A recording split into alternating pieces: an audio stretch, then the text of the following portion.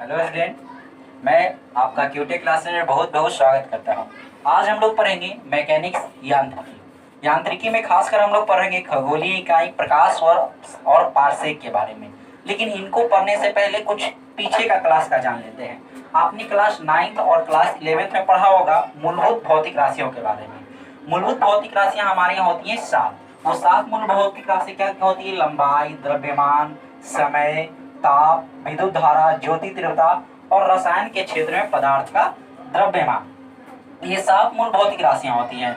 और इस 7 मूल भौतिक राशियां के बाद या इनके अलावा कुछ और राशियां होती हैं, कुछ और इकाइयां होती हैं। और वही सारी इकाइयां कौन कौन है? खगोलीय इकाई, प्रकाश वर्ष और पारसेक। ठीक है, ये एक लंबी दूरी की इकाई है। लंबी लंबी दूरी मापने के लिए इनका यूज किया जाता है। जैसे सूर्य से चंद्रमा के बीच की दूरी, जैसे पृथ्वी से सूर्य के बीच की दूरी, ये सब लंबी लंबी दूरियों को मापने के लिए इनका हम यूज करते हैं। लेकिन इनको पढ़ने से पहले 9th क्लास का पहले मूलभूत भौतिक राशि के बारे में जान लेते हैं। तो मूलभूत भौतिक राशियां हमारे यहाँ 7 होती हैं। पहली है लंबाई।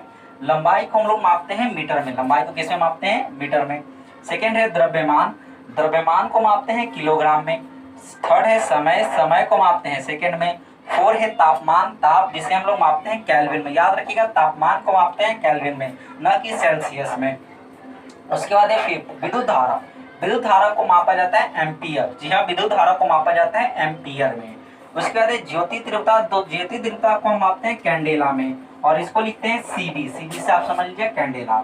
और हमारा 7वां अंतिम मूल भौतिक राशियां हैं रसायन के क्षेत्र में पदार्थ का द्रव्यमान, जिसे मोल से मापा जाता है। तो ये सब थी मूलभूत भौतिक राशियां। आज हम लोग जानेंगे अपना मेन टॉपिक खगोलीय इकाई, प्रकाश वर्ष और पारसेक के बारे में। तो चलिए शुरू करते हैं। सबसे पहला है खगोलीय इकाई। खगोलीय इकाई क्या होती है? तो पृथ्वी से सूर्य की औसत दूरी को हम लोग खगोलीय इकाई कहते हैं। पृथ्वी से सूर्य की औसत दूरी को, जैसे मान लीजिए हमारा अर्थ है, हमारा पृथ्वी है, और यहाँ पे हमारा सन है।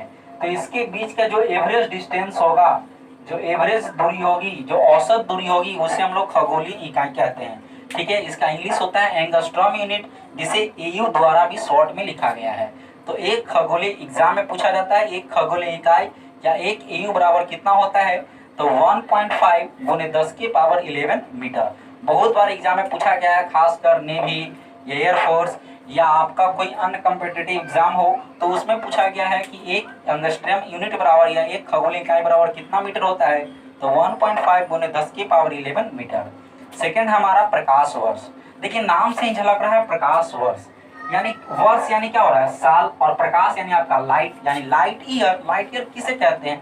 तो एक वर्ष में, एक साल में प्रकाश द्वारा तय की गई दूरी को प्रकाश वर्ष कहते हैं। मतलब एक साल में प्रकाश जितनी दूरी जाएगी उसे हम लोग प्रकाश वर्ष कहेंगे।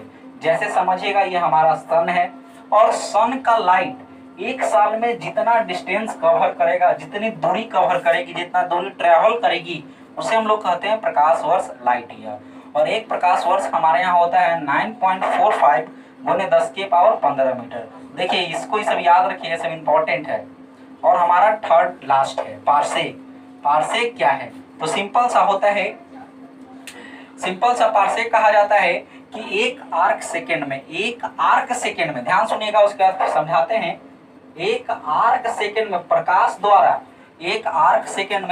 द्वारा तय की गई दूरी को पारसेक कहते हैं। आर्क सेकेंड क्या होती है? तो बड़ा सिंपल सी बात है। मान लीजिए एक सर्कल है, और सर्कल में जो हम चाप बनाते हैं उसी को हम लोग आर्क कहते हैं। ठीक है, और ये आर्क की दूरी कितनी होनी चाहिए? तो इस आर्क की दूरी कितनी होनी चाहिए? तो 3.26 प्रकाश वर्ष। ठीक है, तो सिंपल सा आप याद रखिए खगोलीय इकाई। तो पृथ्वी से सूर्य की औसत दूरी को खगोलीय इकाई कहते हैं। खगोलीय इकाई बराबर होती है 1.5 गुने 10 की पावर 11 मीटर। सेकेंड है प्रकाश वर्ष, यानी एक वर्ष में प्रकाश द्वारा तय की गई दूरी को प्रकाश वर्ष कहते हैं। और एक प्रकाश वर्ष बराबर होती है 9.45 गुने 10 की पावर 15 मीटर। थर्ड है पारसेक, यानी एक आर्क सेकेंड में प्रकाश द्वारा तय की गई दूरी को पारसेक कहते हैं। मतलब इतना जितना ही ट्रेवल कवर कर लेगा उसे हम लोग कहते हैं एक पारसेक। और एक पारसेक बराबर होती है 3.26 प्रकाश वर्ष। ठीक है, और समझिएगा, ये जो हमारा पारसेक है, ये दूरी को मापने के लिए सबसे बड़ी इकाई है, सबसे लंबी इकाई है। सबसे जो ज्यादा दूरी होती है, जैसे कि हमारी पृथ्वी से साइरस जैसे एक तारा है, सबसे चमकीला तारा होता है साइरस, उस साइरस तारे के बीच की दूरी किससे मापी जाएगी? तो आप किलोमीटर से नहीं माप सकते हैं, तो उसे मापने के लिए हम लोग पारसेक का यूज करते हैं।